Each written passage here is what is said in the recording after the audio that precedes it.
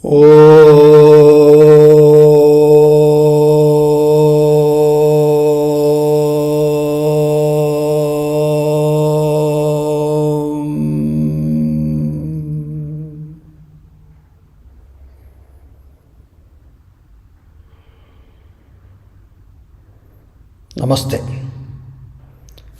Welcome you all for the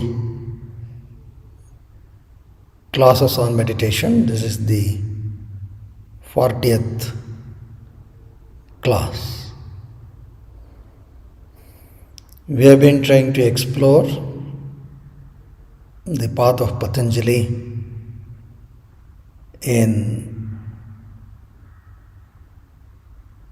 moving this mind from a turbulent state to a state of tranquility. Towards this, we are looking at the Pancha Kleshas: Avidya, Asmita, Raga, Dvesha, Abhinivesha. In that, we are now focusing on the fundamental klesha called Avidya. And what are the components of Avidya as enunciated by sage Patanjali? And in that particularly we are looking at this aspect of Duhkha and Sukha.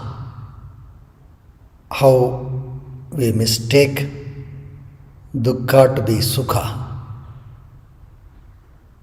And why this knowledge is required. That's what we are now exploring. So we will continue our deliberations on this aspect of Duhkha, because this understanding of Duhkha and Sukha is very, very important for us to calm the mind. So we shall explore more on the analysis of this Duhkha in this class. So sit upright, chest and navel up.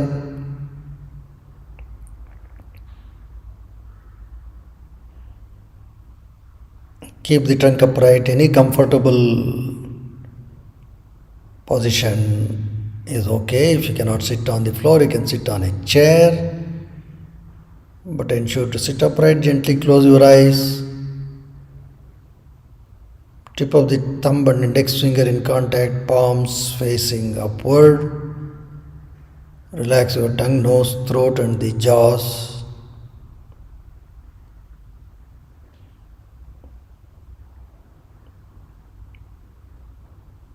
Have complete postural awareness. Just watch your feet, legs, knees, thighs, hips, pelvis, abdomen, chest, the shoulder complex, both the arms, throat and the neck, facial muscles and organs, the skull cavity.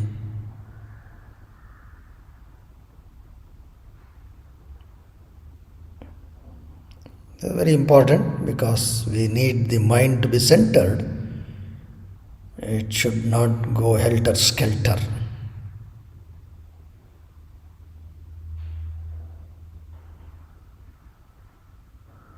Now just pay attention to your breathing. You don't have to control the breath, so just pay attention.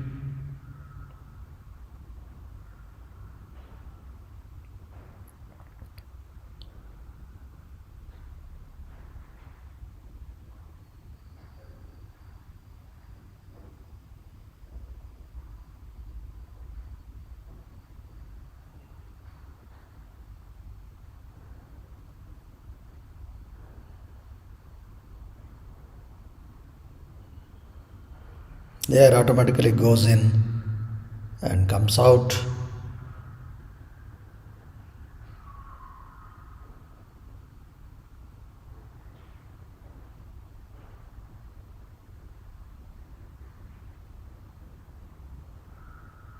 Now let us chant the sacred word Om 3 times. You have to inhale, and as you exhale, pronounce the word Om and feel the vibrations in and through the body. Inhale.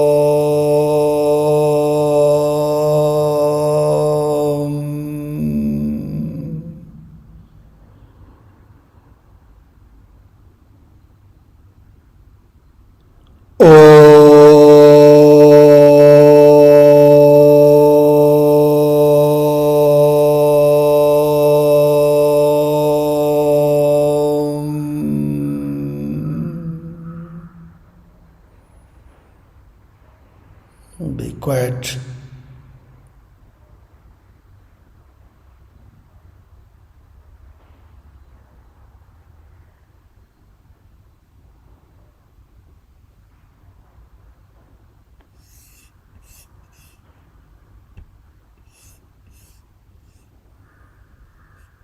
Now slowly open your eyes.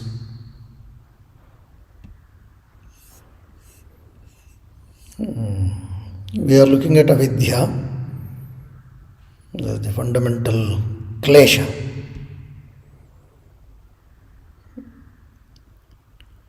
So Patanjali gives a very classic definition.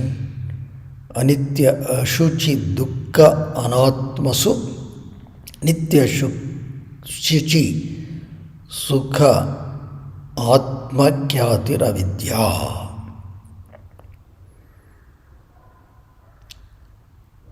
Lacking that wisdom,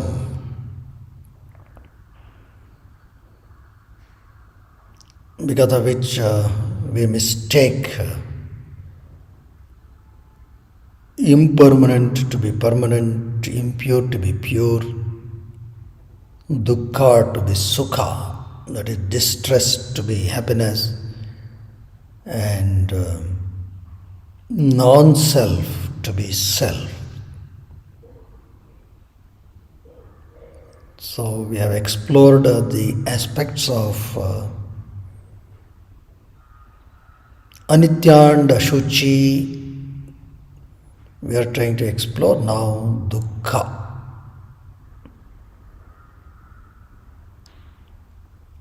How we actually mistake Duhkha to be Sukha and get entangled in this so-called samsara. This does not mean you should move away from sukha, nor does it mean very negatively that this whole thing is dukkha. It simply means that lack of wisdom. If you have wisdom, then that is Vidya. Then this same life will not trouble. So we will see some more aspects of this dukkha, and we shall contemplate on this.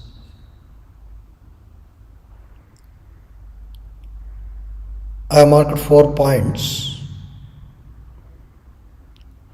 One is the primary dukkha.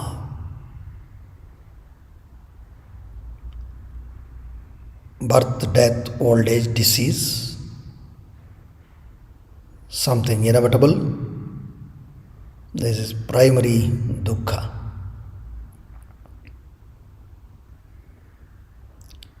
Then we want to procure many things, not able to procure what we want. Dukkha, not able to secure what we have, leads to dukkha. Limitations of human potential. We have limitations. That also leads to dukkha. We shall now contemplate on each of these briefly.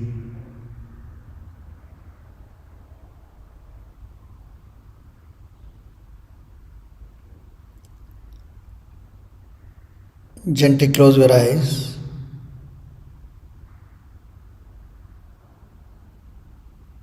So this is a cycle. That's why in Bhagavad Gita also Krishna says, Janma Mrityu Jara Vyadi Dukkha Dosha Anudarshanam.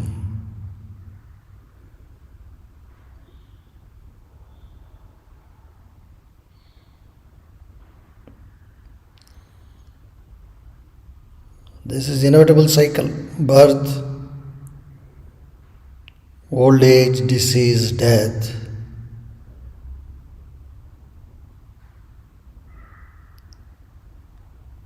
No doubt, after we are born, there are several things that give us sukham. We enjoy through this body. This does not mean we should not enjoy. It simply means that you should know that the potential of dukkha is always there, because there is a natural cycle. Once you are born,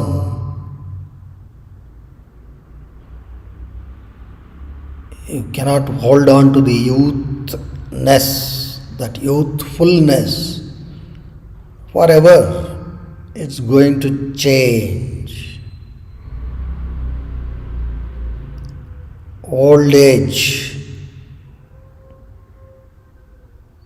disease,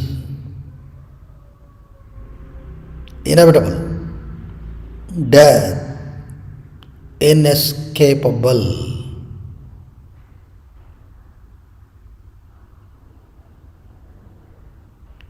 So if we have this wisdom,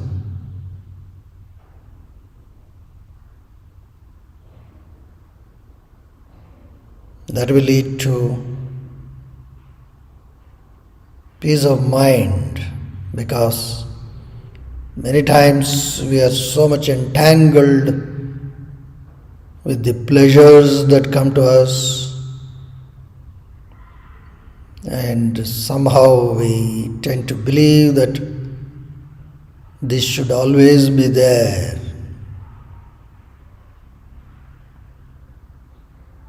It is going to change.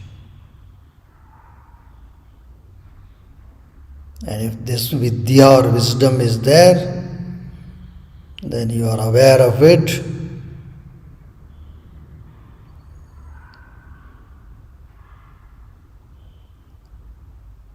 Then, as the old age sets in, or as some disease sets in, maybe, as we approach death, there is neither surprise nor shock.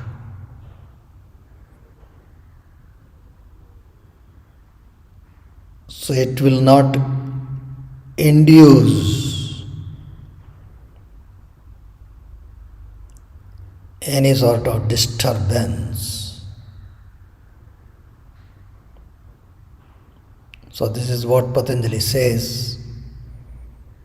Know that this is a built-in. If you call this as dukkha, it is there. Don't mistake this for sukha.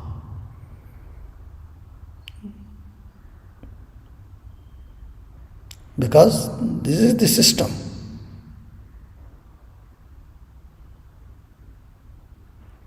So contemplate on this.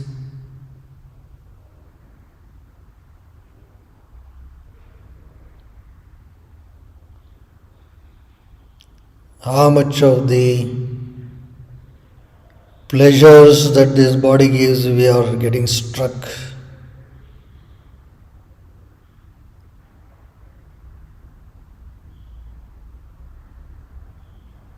In particular, the sensual pleasures that we derive from this body, if we get too much entangled with it, we should know that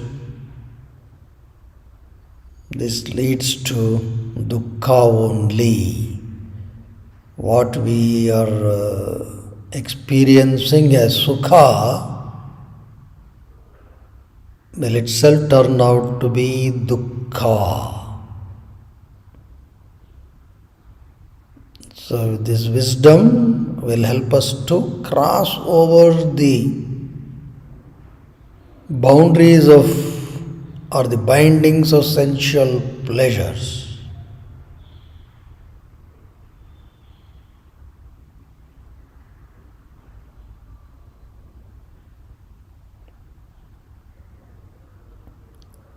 Into the place of eternal bliss. That is the purpose.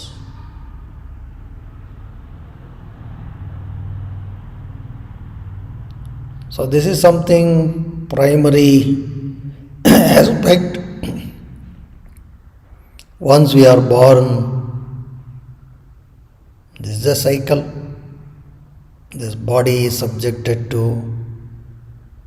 Shadvikaras, Tishtate, Jayate, Vardate, Viparinamate, Apakshiyate, Mriyate. This body comes into existence in the womb of our mother. Then there is birth, there is growth, there is change, there is declination, and finally there is death.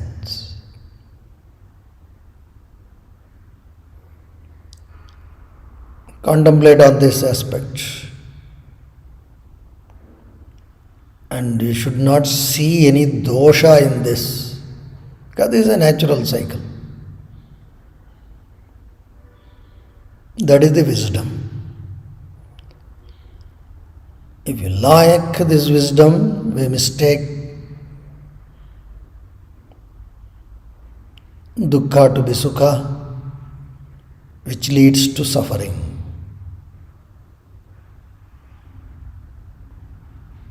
The next thing in leading our life, we always think that getting something from outside is sukha. We get into that securing what we want,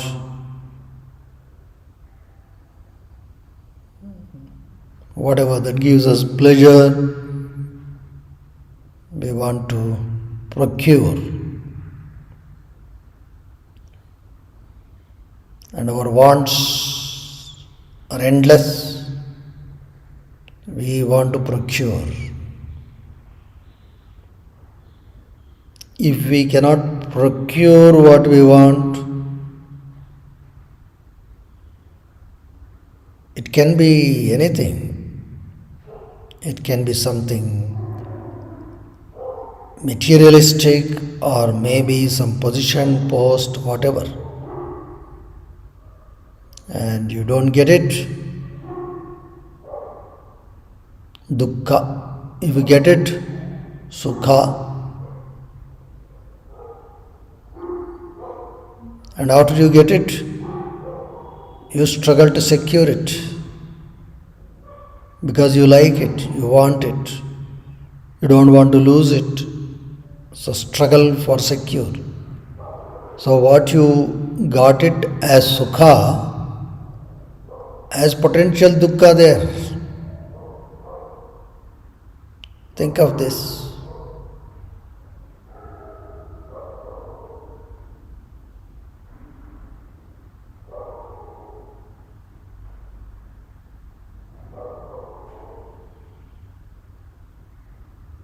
So this wisdom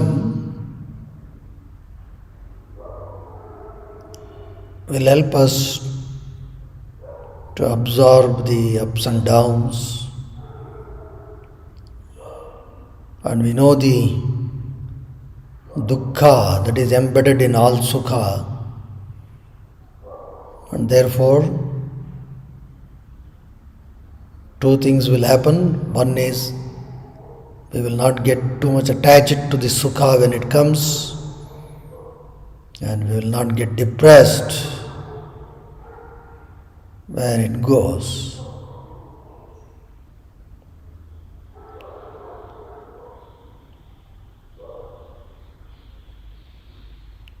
So contemplate on these things.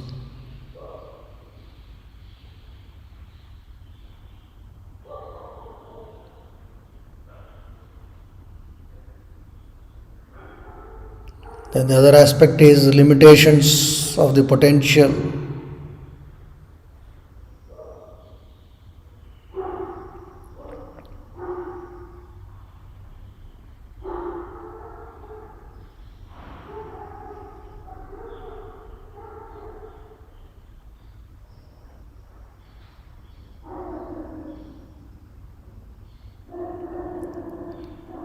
Let us say we have all the wealth to travel around the world,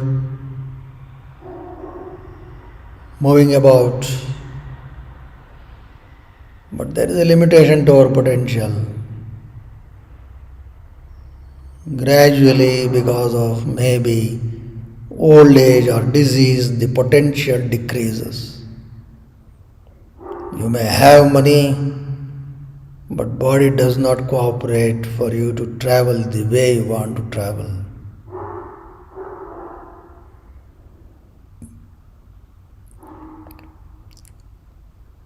You can eat the best of ice creams, costliest ice cream. You have money. But body does not cooperate. It cannot handle that sugar.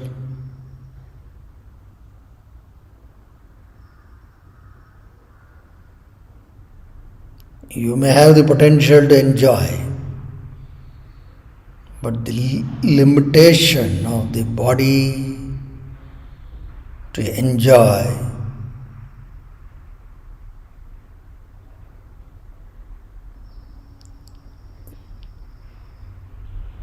so if when the body has the potential to enjoy, you get entangled to the sukha it gives, then when the potential decreases, the mind craves for that sukha, the body does not cooperate. So that same sukha becomes dukkha.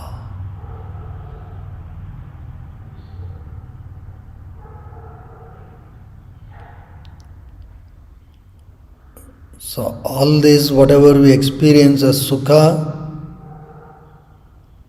dukkha is embedded.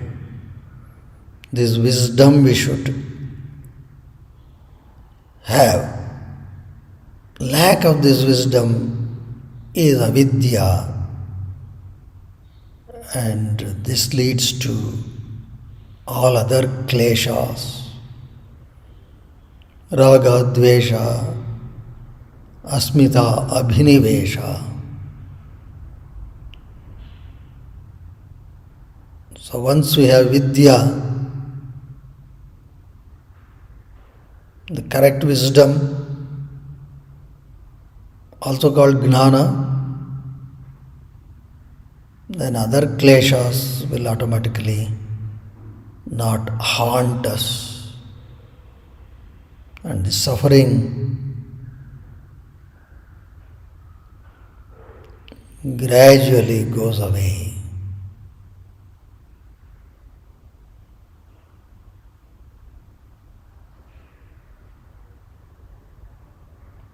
So we have to contemplate on what Patanjali says, and we must apply it to our day-to-day life.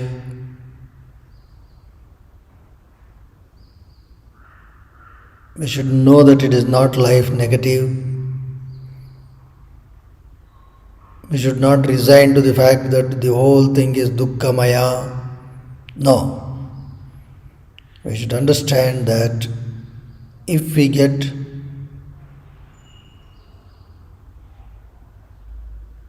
too much attached to the Sukha,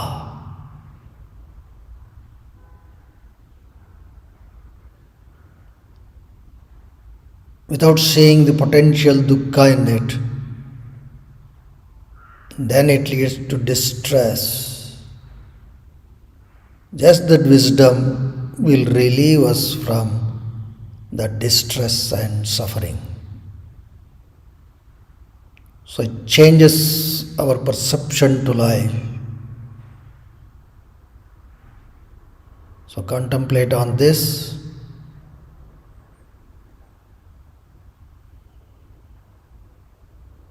We shall offer our prayer to Sage Patanjali.